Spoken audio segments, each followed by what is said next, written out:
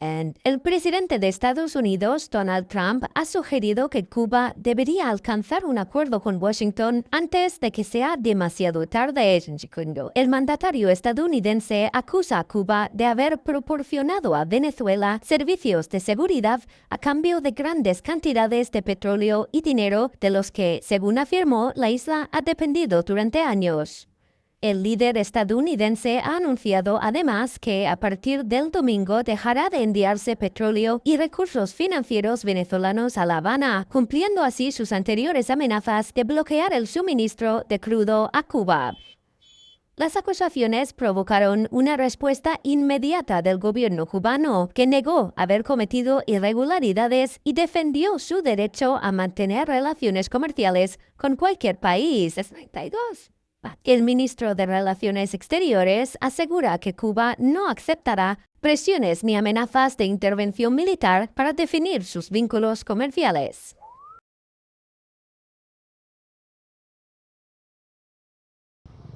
Venezuela ha liberado este jueves a figuras destacadas de la oposición en lo que el gobierno chavista ha calificado como un gesto para buscar la paz. La medida se produce menos de una semana después de que las fuerzas estadounidenses capturasen a Nicolás Maduro e incluye por el momento a 5 españoles, 2 ciudadanos vascos, 2 periodistas y la activista y jurista hispano-venezolana Rocío Samirel. El presidente estadounidense Donald Trump ha lanzado flores al nuevo gobierno interino de Delcy Rodríguez, asegurando que han sido fantásticos y le han dado a Estados Unidos todo lo que quería. Entre los opositores de peso liberados se encuentra Biagio Pileri, que formó parte de la campaña de Edmundo González Urrutia y María Corina Machado, así como el ex candidato presidencial Enrique Marc Bolivariano, junto a las instituciones del Estado. Entre diciembre y enero, antes de la caída de Maduro, ya se habían liberado más de 200 presos políticos de las cárceles venezolanas, denunciadas por tratos inhumanos, torturas y retenciones ilegales.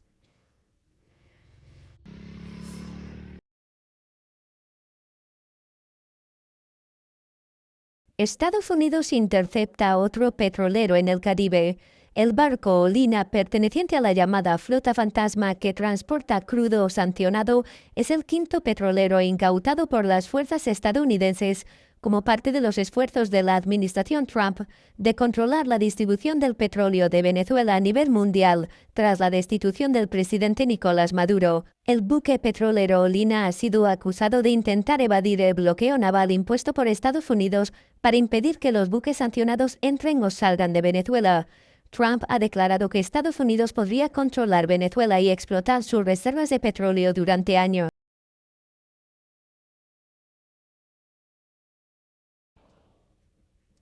El presidente de Estados Unidos, Donald Trump, redobló sus amenazas sobre la anexión de Groenlandia al afirmar que su administración actuará, les guste o no. El mandatario sostuvo que si Estados Unidos no hace algo, China o Rusia ocuparán la isla. Rebuild Venezuelans? Are you thinking of giving people in Greenland to get them on board with a possible U.S.? I'm not talking about money for Greenland yet. I might talk about that. But right now, we are going to do something on Greenland, whether they like it or not, because if we don't do it, Russia or China will take over Greenland, and we're not going to have Russia or China as a neighbor. Okay? Trump cita regularmente los intereses en materia de seguridad nacional como motivo de su plan con respecto a Groenlandia. Tras los recientes ataques de Estados Unidos a Venezuela y la captura de su presidente Nicolás Maduro, ha aumentado la preocupación por lo que Washington pudiera estar planeando para el territorio autónomo de Dinamarca.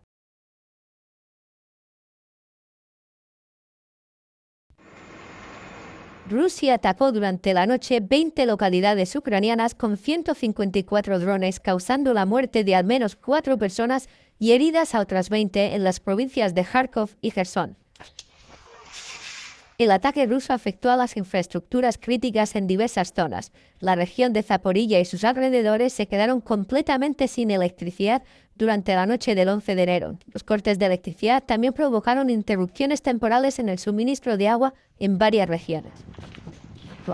Según las autoridades locales, las fuerzas rusas lanzaron 821 ataques contra 27 asentamientos de la región de Zaporilla en las últimas 24 horas. Los ataques se producen en un momento en que Ucrania se enfrenta a temperaturas bajo cero. El presidente Volodymyr Zelensky subrayó que los ataques de Rusia no tienen ninguna justificación militar y los calificó de terrorismo contra la población civil.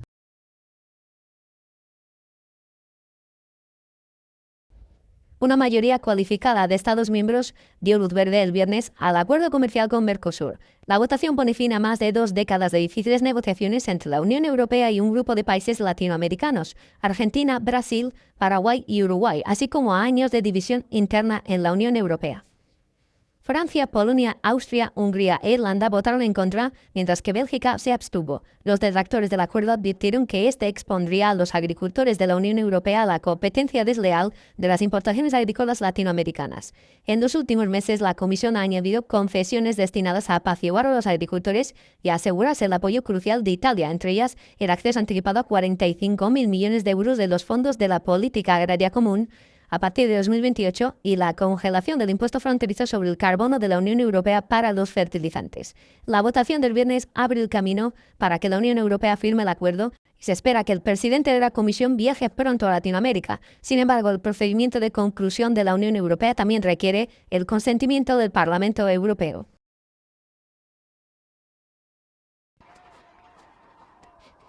En plena represión de las protestas, Irán ha advertido a Estados Unidos e Israel de represalias ante cualquier intervención, después de que Donald Trump afirmara que Washington podría actuar para proteger a los manifestantes.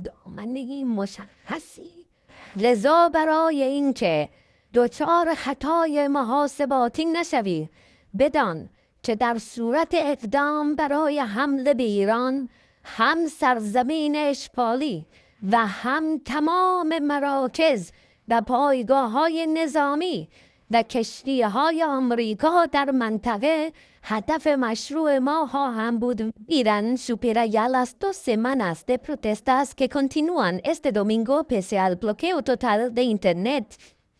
Según organizaciones de derechos humanos, más de 200 personas han muerto y 2.600 han sido detenidas. El jefe de la Policía Nacional confirmó la detención de varias figuras clave, sin dar más detalles.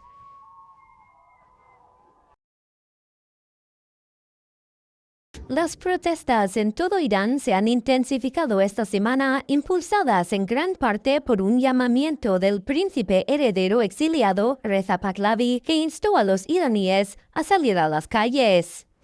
A pesar del bloqueo de Internet y del aumento del número de víctimas, miles de personas se manifestaron en distintas ciudades del país este fin de semana, desafiando la represión de las autoridades.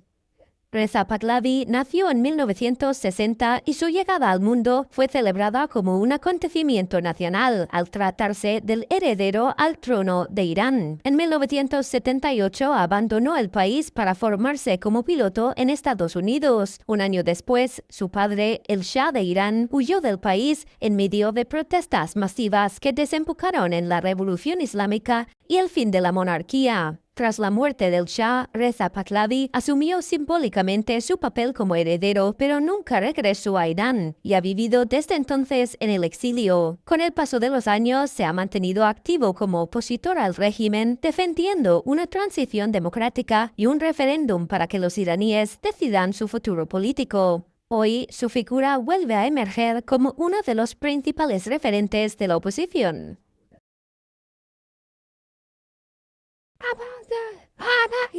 Miles de manifestantes se dieron cita en las principales ciudades europeas para mostrar su apoyo a la reciente oleada de protestas en Irán, después de que el país se viera afectado por un estricto bloqueo de las telecomunicaciones. En La Haya, cientos de personas se congregaron en la explanada de Marieveld para manifestarse contra el gobierno teocrático de Teherán. En Berlín, la gente se reunió para mostrar su solidaridad con el pueblo iraní y le instó a seguir luchando por sus derechos. El apoyo a los manifestantes ha sido abundante en Europa, tanto entre la población como entre los legisladores. La presidenta de la Comisión Europea, Ursula von der Leyen, expresó su pleno apoyo a los participantes en las protestas y condenó a Teherán por el uso de la violencia para sofocar los disturbios. Las protestas en Irán comenzaron hace 2 semanas en respuesta a la delicada situación económica en el país, con una inflación que supera el 40% y que afecta directamente a los precios de los alimentos.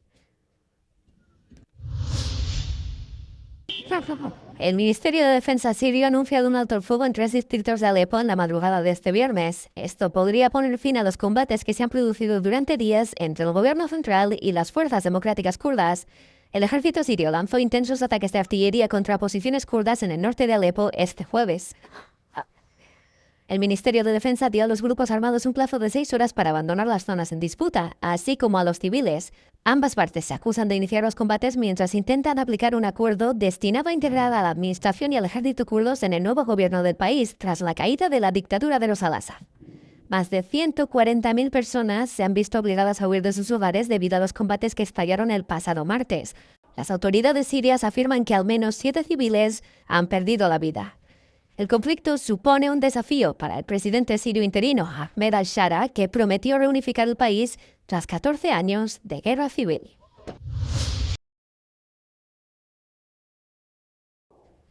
La presidenta de la Comisión Europea se ha comprometido a que la Unión Europea prestará el máximo apoyo a la recuperación y reconstrucción de Siria. Ursula von der Leyen, junto con el presidente del Consejo Europeo, Antonio Costa, se lo comunicó el viernes al presidente sirio Ahmed al-Shara.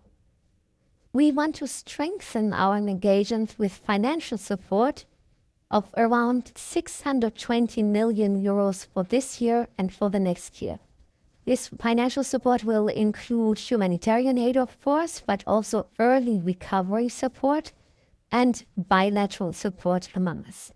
Siria está intentando trazar un nuevo rumbo tras años de guerra que comenzaron con la violenta represión de Bashar al-Assad de las manifestaciones a favor de la democracia en 2011. La Unión Europea levantó por completo las sanciones económicas contra Siria en mayo de 2025, tras suspender inicialmente las sanciones más importantes en febrero. Las sanciones se habían impuesto en 2011.